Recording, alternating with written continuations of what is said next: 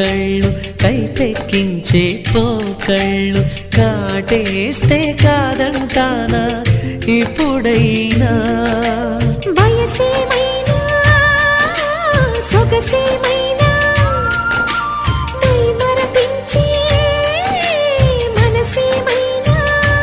నవ్వు నవరాత్రి నీ కోసం తీసుకువస్తున్నా మైనా ఏమైనావే మన్మథ మాసం అయినా